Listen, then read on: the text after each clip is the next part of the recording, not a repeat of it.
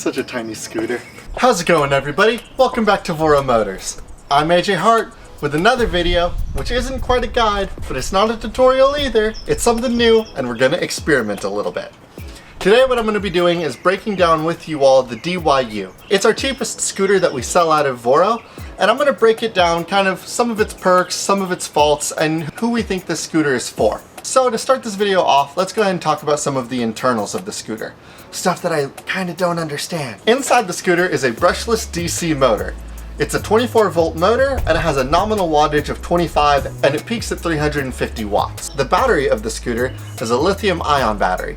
It has a 6.6 Ah UL2272 safety certified. Lithium ion battery, more like lithium ion, know what I just said. I don't know what the battery stuff means. But if that interests you, and if you want to see some more breakdowns of this scooter, if you go to voromotors.com and then click on the DYU and scroll down a little bit, you're going to see a whole read-up of a bunch of the stats of this scooter. If I don't get to it, it's all going to be there, no problem to see. Now, let's talk about some of the actual physical perks that this scooter has. The stuff that I can see and wrap my mind around a little bit better. Top to bottom, shall we? On the top of the scooter, we have a twist throttle, which I find really convenient, especially considering that it's a seated scooter. It's gonna feel like it would if you were riding a motorcycle, or maybe an old toy that you had as a little kid. It's super easy to wrap your head around and you get used to it really quickly. The brakes on the front and the rear are mechanical disc brakes, which I also find a little bit more convenient. I'm not a big fan of, what are those called? Drum brakes? That just like pinch the wheel super fast. Disc brakes are a little bit easier for me to wrap my head around, and it's a little bit nicer to have more control over how fast or how slowly you brake. Coming down the stem, you'll notice that it has a folding mechanism right here on the hinge, which makes it a little bit easier to store. The storage space for this thing is really not an issue that you're ever going to need to worry about, and considering that it only weighs like, what, 12 kilograms? It's never going to be an issue taking it up and down stairs. This is probably the most portable scooter we own, other than the Touring, but that's because the Touring's so easy to carry, you know? This thing's got some pegs that sometimes will like chop you in the shin when you pick it up, and it's really obnoxious.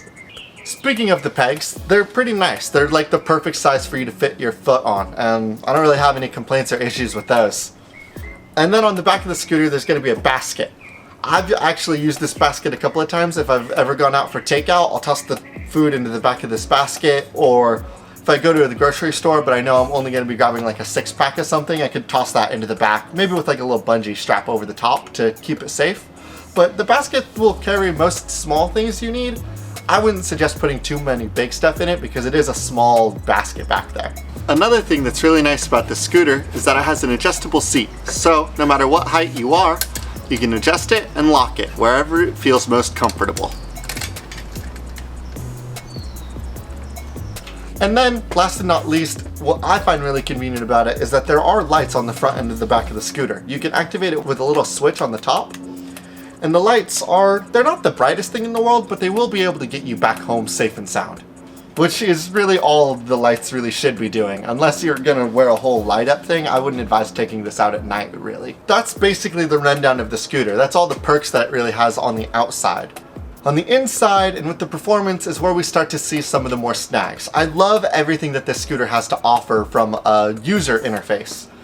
I don't like the limitations that this scooter has as a rider. The range is probably my biggest issue. It only has a 15-mile range, and considering that I'm the kind of person that when I go anywhere it's probably 7 miles or more, I'm never going to be 100% certain that I'm going to get where I need to go and back without a problem.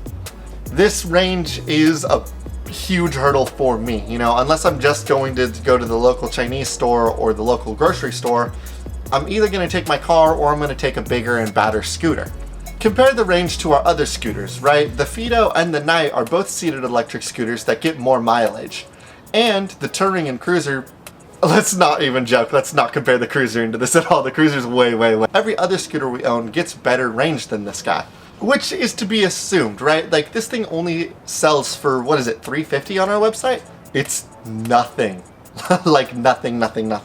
Compared to $1,300 for our Cruiser or $800 for our Fido. So not having as much range is, I guess, expected. The other issue is the speed. All of our other scooters, because they're more expensive and they have more power to them, they're going to be able to get the job done easier. The scooter only goes 15 miles per hour, and if you compare that to our other seated scooters, the Knight or the Fido for example, both of those are going to get better mileage than this scooter. And that's a bit of an issue too, right? If I'm going on a small errand, this thing's not going to work out for me. Or let's say that I do have somewhere that's really close by that I want to cruise to. Like I said, sometimes I'll take this out and go pick up Chinese food, but I also have access to the Fido, and I know that not everybody does, but on the Fido I can cruise to that same Chinese store and back faster. So again, this thing loses out in that contest too. I'm gonna be real with you guys, there's not a lot of stuff that this scooter beats other scooters at, but there's a cool twist coming in here at the end. We'll get to that. And then let's talk about the maximum weight. The website says that it has a maximum weight of 265 pounds. And while that is true, that doesn't necessarily mean that you're not going to feel that weight on this thing. It will move if you put 265 pounds on it. But I had a buddy that weighs 220 pounds, and this thing started to slow down when he got on it. Nothing too horrible, but it was just like, you could tell that it wasn't getting its maximum speed. Which again, is fine. It's a $350 scooter. It's not the biggest deal if you're not getting the highest specs out of it. If you wanted something that you know for a fact you're going to get the best power and the best effectiveness out of and the best speed, you're not going to be only coughing up $350 on it. Performance isn't the best. We kind of knew that. But that's kind of one of the perks for it. I mentioned a bit ago about the app. On the app, you can limit the scooter's speed, and you can have the scooter run a self-diagnostic test, or you can have the scooter actually be monitored to see how fast you're going. This comes down to probably the best thing about this scooter, and that is the control that you can have over it. So yeah, like I said, it has a lot of faults, and it's not as strong as either of the other scooters. But there is one stat that this scooter has leagues above the other scooters, and that's this number right here. That's the cost.